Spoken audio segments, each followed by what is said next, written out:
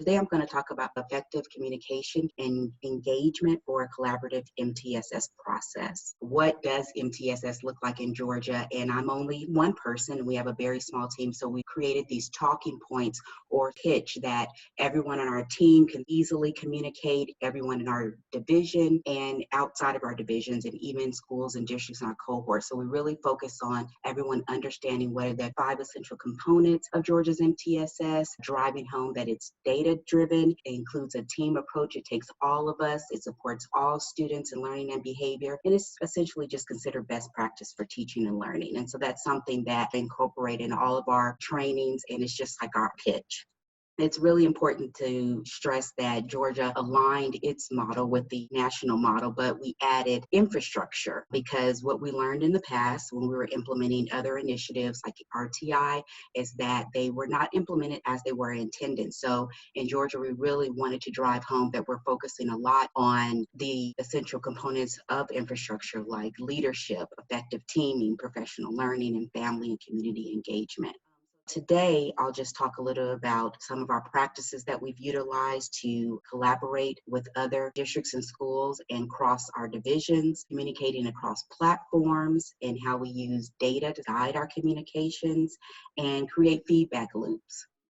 When I started, I just wanted to find a common ground that would engage people or grab their attention, which we don't have a lot of time to do in this day and age. So I immediately started focusing on the reason we were all here, and that is to help improve student outcomes. We all want our babies to be successful, so that's our why.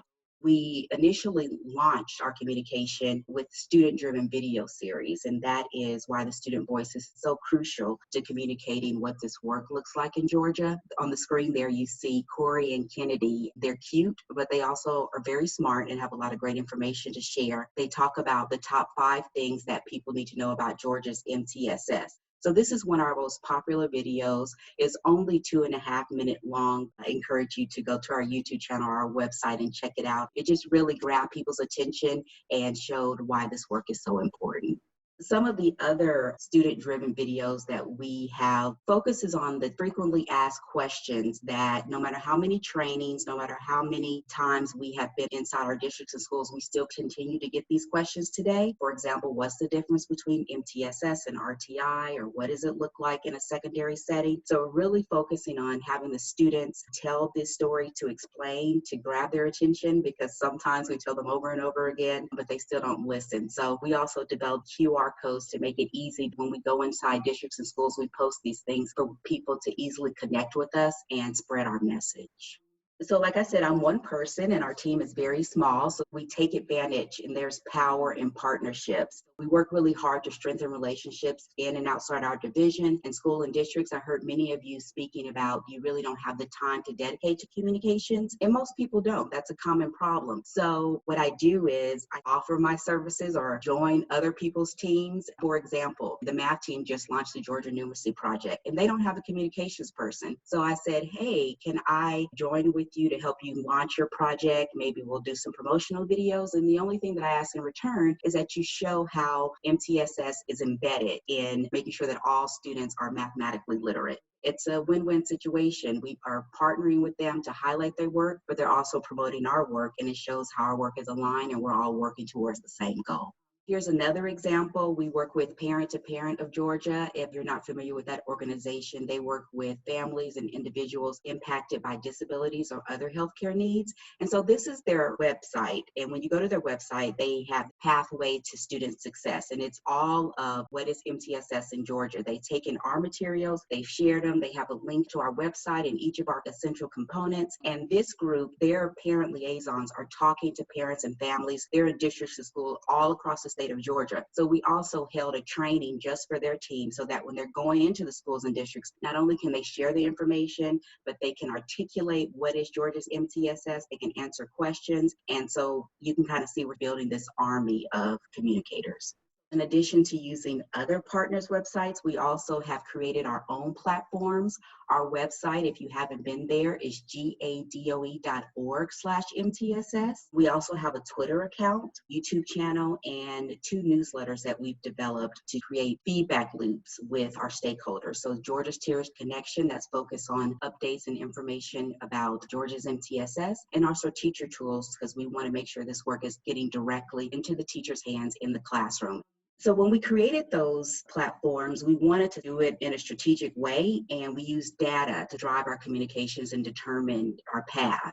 Here is a printout. We just used Google Analytics to look at our audience overview. So when we created our website, we wanted to know, were we providing good content? Were people using our content? Were they coming back for more, to gauge our communication? So on average, we have about 2,000 visitors each month. About 1,200 of those are new users. And this gave us a gauge that we are on the right path, because 60% of our users are new. So that tells us that our message is spreading around the state. 40% are return visitors. So that tells us that we have good content. And then we want to ensure that our message is being spread statewide around the state of Georgia. So if you look to the right, all those blue dots are where all our visitors are from around the state. So that tells us that our message is getting around and spreading. And most of our users are from the metro Atlanta area, but that's the most populated area in Georgia. So that makes sense. Our initial goal was to retain about 30% of our audience. So you can see we have exceeded that goal. And now we're in the process of setting new goals. Even for goals for our newsletter, it was to try to gain an average of about 100 new subscribers a month, things like that. But we have exceeded all of that to the point where we had to spend money or invest in a platform where we could maintain our increased capacity for our subscribers and readers. This is another map. This shows us that not only in Georgia, but there are a lot of eyes on our work outside of Georgia. This covers about all of our visitors from just about every state in the US, and it shows that they're also sharing our work, so we're pretty proud about that as well. We also wanted to dig a little bit deeper to ensure we were meeting the needs of our average viewer. In this, we learned that the average visitor is between the age of 35 and 44. So as we were researching different social media platforms to launch, because social media can be so time consuming, we wanted to make sure that we were meeting the needs of our audience. And we know that according to the Pew Research Center, the average Twitter user is about 40. So we decided to start there. And then we also subscribe to YouTube, because that is the fastest growing video platform that there is, and it's free. So why not take advantage of it? I talked about our newsletters earlier. So our Georgia Tier Connection, we needed to have a platform to communicate our message, communicate updates, news and information, and also highlight the exemplars, highlight the good work that's being done in Georgia. So right now, we launched this in November of 2018, and to this day, we average about 85 to 100 new visitors a month. Our initial target was between 50 and 75, and so we're just above that.